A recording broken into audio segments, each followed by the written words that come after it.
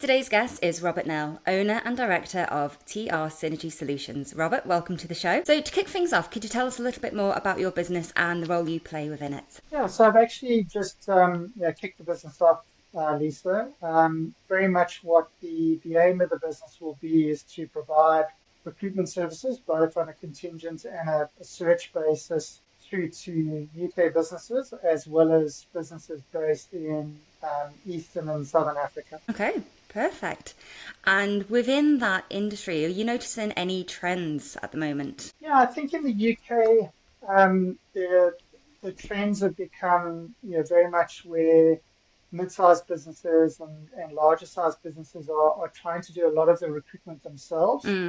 I think with all the changes that have happened, with the increased costs, etc., for businesses, I can understand that.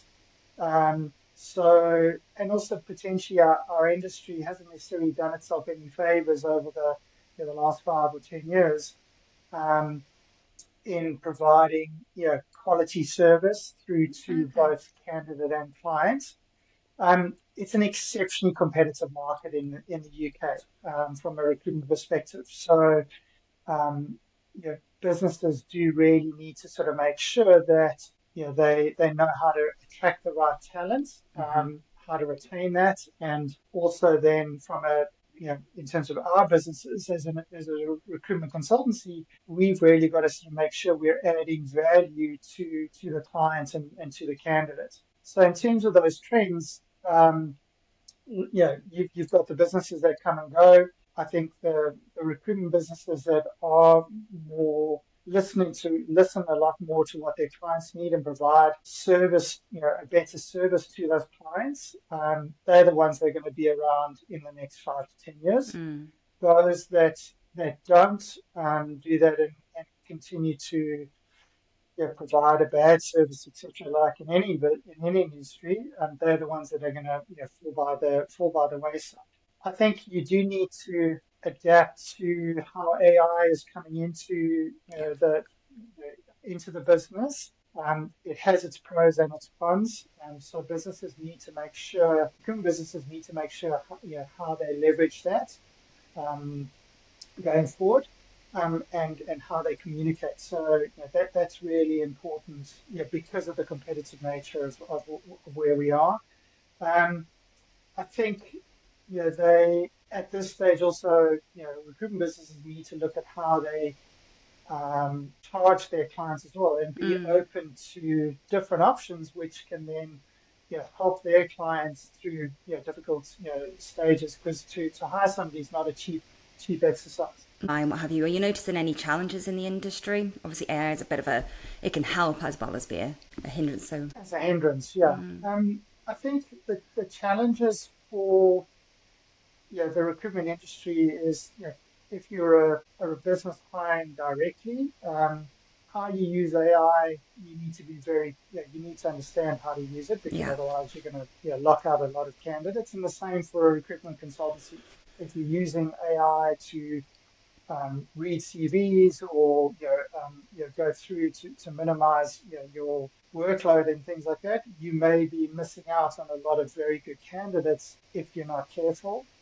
Um, I think from a recruitment perspective, the biggest challenge for a recruitment consultancy at the moment is how do you make your business stand out in the noise that's out in the market? Yeah, how do you ensure that you're better and your message is coming across better and more clearly to your potential clients? And then how do you ensure that you're engaging with your clients, that you've been working with on a consistent basis? I think the other side of it is from a candidate perspective, the market moves exceptionally quickly. So how do you then manage your communication to your candidates? Because I think that's one of the biggest frustrations why candidates don't necessarily, or clients don't want to use recruitment consultancies, because they never get back to their candidates. Um, and your candidates, I remember learning, one of the first things that we learned was that your candidates are massively important because they can become your clients. Yeah, well, absolutely. Yeah. definitely. So yeah, I think for me it's that's that triangle of candidates, clients, and us as consultants. Those three C's are massively sort of important, um, and to allow people to sort of rise in their careers, grow their businesses, thrive in their industries. For businesses to thrive, you've got to really make sure that you're creating that right message and making sure that it's consistent and you're consistent in your delivery of that. So I think those are sort of the main challenges for any recruitment business at this stage. Yeah, definitely. And are there any developments that are maybe making it easier to operate in your sector that you're noticing? I think the biggest one that everybody's talking about is AI. Recruitment's not a complicated industry. I think we all try to make it more complicated than it Yeah. actually is. At the end of the day, what we're doing is making sure that we provide a good service to our clients. And that doesn't necessarily mean that we place somebody with a client. It means that we've provided them with the right information so that they can make an informed choice. Because at the end of the day, they're the ones who make the choice of who they're going to hire. The candidate makes the choice of who they're going to want to join. We try and facilitate that process so that we don't waste anybody's time. Yeah. And we take the time elements out of our clients' diary so that they can focus on running their business rather than trying to hire people. And for our candidates, we're trying to help them find their next career choice to grow their careers and helping rather than them spending their time on job boards, etc. Applying for jobs which can take hours and hours. So it's really about time management and the cost management thereof. Um, the developments, I think, are there in terms of managing your administration. That's the biggest thing in recruitment is managing your administration time and managing the time at the end of the day to get as much done as you can in a particular day. So any of the developments is around technology and that to help you review your CVs, get your messages out to your clients, etc., contact your clients. But at the end of the day, we need to be speaking to our clients, we need to be speaking to our candidates, Yeah. and providing and adding value to them in those Absolutely. conversations. And that can be via email and via telephone, but people's time is limited, so we have to be conscious of that. Definitely. And when it comes to getting your messaging out there, Robert, how do you find your approach to marketing and business development? How do you find attracting and retaining good sales and marketing people? Well, when it comes to retaining sales and marketing people, I think those are two different questions for me, Lisa. I think marketing and sales, to a client is one side of it, and that's something that I've been thinking about over the last 6 months, especially because you can either take a very blunt approach, which is just hitting the phones, in recruitment, it's just hitting the phones, phoning your candidate, your candidates, phoning your clients mostly, a good number of times until you get through to sort of speak to them. But doing a number of courses and things like that, if you look at sort of the sales approach these days, you need to have a balanced approach to it and be clear in your communication. And that I've seen a number of you mentioned that you work with a number of IT businesses and have helped them grow. One of the courses I did, the IT business said, I haven't had one conversation with a client, and yet they've done a lot of business with different businesses. So if you're clear in your communication and how you communicate to your potential clients, when they're ready to buy, they'll then come back to you if you've then given them the right message, etc.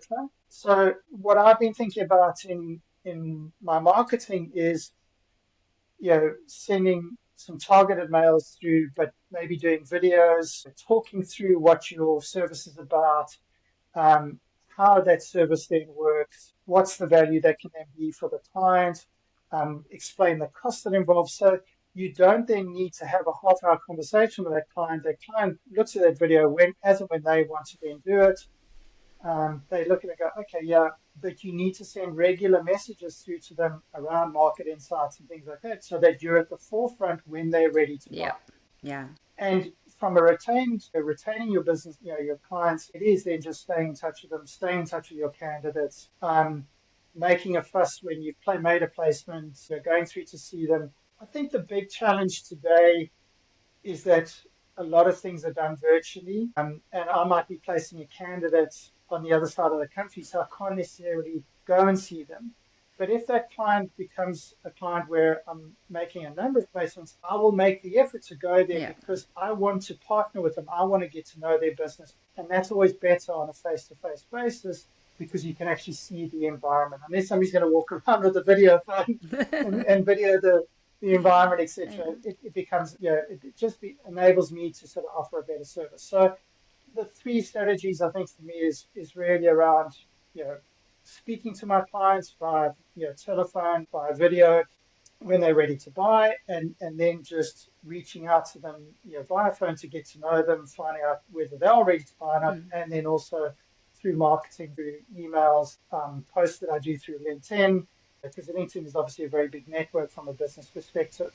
And you can utilize that platform, and then the AI that then goes along with it, then to introduce you to other people, and then start your funnel from there. Yeah, no, it sounds brilliant. It's a real values-based business. It sounds like you're building there, Robert, and I think that is so important.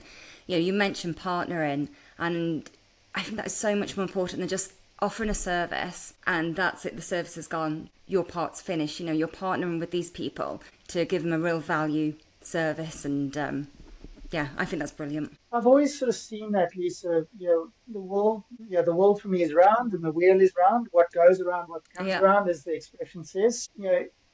If you treat people well and you provide the service, and it costs me a little bit of my time, and time is money at the end of the day, yes. But that will be repaid if I continue to do that diligently.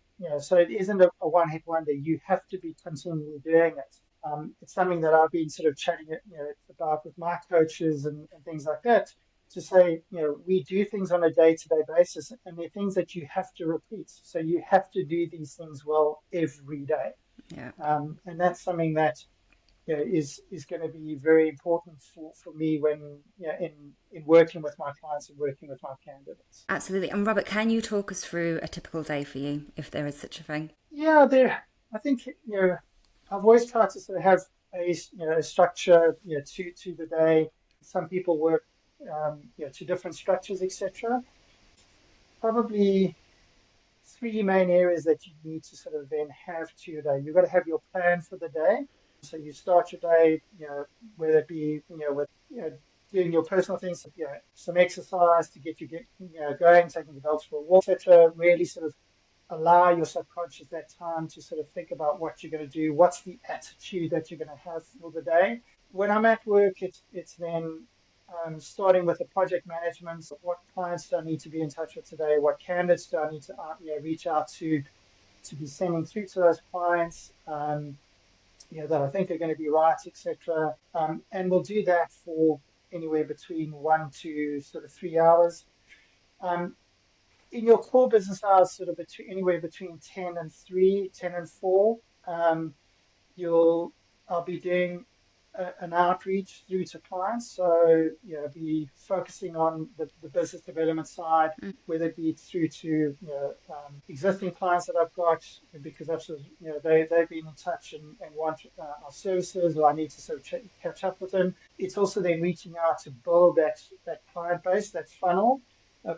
So, um, reaching out to them via LinkedIn, via emails, via phone, and via having meetings with them as well. So that takes up a majority of the day.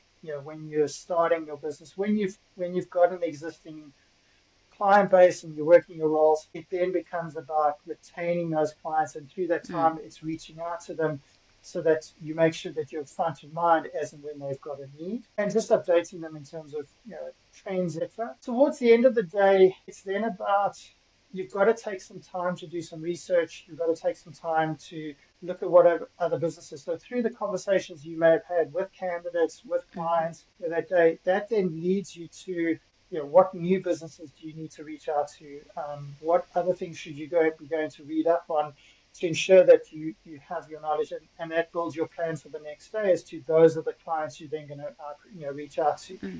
You then need to go into LinkedIn to then say, okay, who are the people in those businesses that I can reach out to? So you have to do that administration side, and the other side of it is, through the day, I've always tried to do the administration as you do it, and Yeah. this is where technology can assist. Where if you can having a telephone conversation, but you've got an add-on that records that and then writes your notes for you, that would really help. Yeah, But certainly. with both client and candidate. So your CRM has to be pretty good on that side. Otherwise, you're typing a lot of notes. And that's really important so that you don't have to try and remember it from the last time, and it's kept for the future as well. So my plan on my day is very much around that. Um, from a learning perspective, I'd probably plan some time to sort of read some things, maybe for half an hour in the evening or whatever it is. Um, just on a new topic, something like that. Again, keeping yourself fresh and driven, and so that you can add value to people going forward. Yeah, it sounds like you've got a really good structure to your day there. And like you say, you mentioned there with the systems, and I think it is all about working smarter when it comes to, the systems that you can use there. Yeah, totally agree. And in business, what would you say your key metrics or markers are for success? Look, at the end of the day, you need to be putting money on the board, but you can't control it. So the metrics, and through the various businesses that I've worked in, they've had various metrics, and some have been very prescriptive about it, and others have been very focused on what those metrics are, but not necessarily as prescriptive in terms of the delivery of those. So for me, the key metrics would be, um, yeah, across the month, I need to be picking up 15 jobs, of which I then need to be making 2 to 3 placements if I'm working on a contingent basis, or working at least one search, project per month. To be able to do that, I've got to be, speaking to uh, and probably having between 2 to hopefully 5 client meetings a week. So that for me is the key metrics. If I can be having 5 client conversations, and that could be via email, that could be via Zoom, that could be via face-to-face. Where I can, I love to do a face-to-face Yeah. meeting or a Zoom meeting. But certain businesses, they don't have the time. So I would then, be sending out my mail to them, sending out that video, telling them about my services, etc. And when they come back, then you have your 10, 15-minute conversation around what are their needs, to ensure you can then deliver. That for me is sort of a very key metric, is sort of building up to that 2 to 5 client meetings per week, so that you can then be picking up between 1 to 4 jobs per week or one search project, per month. Um, that would be a key metric. And then the other one is then speaking to at least 3 to 4 candidates per day. If you're working a more senior role, if you're working a more junior role, you may need to be speaking to 20 to 30 candidates in a day. Because the skill level isn't as much, so therefore you need to sort of be checking both skill and culture fit. In a more senior role, your conversations, I find, tend to need to be longer because there's more value you need and more detail you need to go into to ensure that it's going to be the right fit. Yeah. That's, other businesses may feel that you need a shorter conversation with everybody to make sure and you're only then using different metrics like location or things like that to as a main focus. But for me, the key metrics is how many candidates you're speaking to, how many clients you're speaking to then to build your sales funnel. The money will then be delivered. But if I'm having those conversations, getting the CVs out, um, then and getting at least a couple of CVs. I've always said to clients, I never want to send more than 3 to 5 CVs per role. If on a contingent basis and on a search basis, you've got to be delivering a really good long list and a very good short list. But if I'm sending you more than 3 to 5 CVs, then I'm not doing my job. Okay. So, again, that's the value add for me, and that's really important at the end of the day. Yeah. Absolutely. Oh, that's brilliant. And looking ahead for the next 12 months, Robert, what are your goals that you're working towards? Look, setting up the business, I think for me, to be breaking even, if not, earning sort of having earned a small profit at the end of 12 months. I think if I've got sort of 10 businesses that I've built a relationship with over the next 12 months, and I'm continually working with those 10 businesses, then that would be successful for me. Then that would be a success story. I think that would be the main aim. I think realistically, if I'm working with 5 to 10, that would probably be really good. But I'd ideally like to be sort of working with 10 businesses consistently. Um, and then, on a contingent basis, probably quite a few more, but definitely growing from that.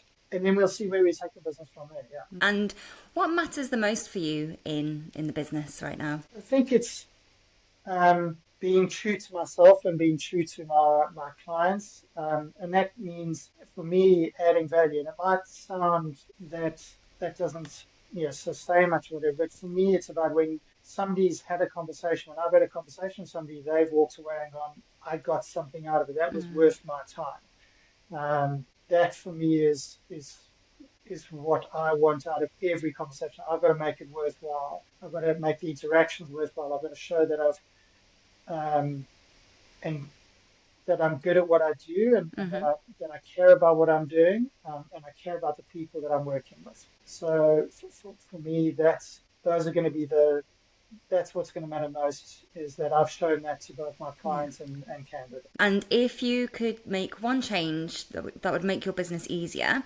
make it running easier, what would that be? Yeah, I think it's definitely the administration side of it. It's the tracking of the conversations, it's tracking of the information that you have, so that you can go back to it a lot easier. That takes a lot of time, out of our day in recruitment. So that administration side of it, is key, and also sort of formatting CVs in, so that it's an easy format for our clients to sort of review. That's all part of it. So it's making the administration easier and quicker. Yeah. That would be the quickest thing. I know that there are some add-ins and AI tools that are out there, but it's not easy. No. And I think we do get that across any industry. Yeah. Yeah, I think a lot of people listening will share that with you for sure. Yeah, the CRM tools are only as good as the information you put Yeah. into them. So, if you put rubbish in, you get rubbish out. So you need to really sort of, and I think if there are tools that can add in and make the CRMs more efficient and add more value to us, then that would really make our lives a lot easier. Yeah. And what's your biggest frustration that you're facing right now in business? I think it's the same for every business. It's that continual strive for improvement, making those messages stand out, that clarity of and simplification of the message that I'm getting out to clients to make myself stand out. I think that's sort of frustration stroke challenge. That's the goal. If I can sort of get that right, then I think I'll be on a much better playing field, and give myself a better chance of hitting those goals that I want to achieve over the next 12 months. Yeah. And is there anything else you'd like to share with our listeners today about your business? Yeah, I think the main focus of what I want to be doing is working with businesses that are going to be hiring between sort of 1 and 10, or maybe up to a maximum of sort of 20 people in the next year, but they don't want to be using multiple recruitment agents and getting spammed with CVs and spammed with calls. They also don't want to be hiring a person to sit in their offices. They want somebody who's a professional recruiter who can then provide those services as and when they need, at a very reasonable cost, and in a way that makes sense for them. Those are the kinds of businesses that I'm looking to help them, so that they can then rise and thrive, in their industries. And for candidates, if candidates are looking for some career advice, wanting to sort of have a discussion around their CVs, wanting somebody to sort of go through that and have those conversations, or how to approach their search in terms of a new role, I'm happy to sort of have those conversations to sort of see how I can help them find their next opportunity, or even if it's not through myself, what they can do or what they should be doing in terms of their career going forward. Happy to. Those are the kinds of people that I'm wanting to sort of have a conversation with. Yeah. Brilliant. Well, it sounds like you're building a fantastic business, Robert. Looking forward to see what happens for you over the next 6 to 12 months.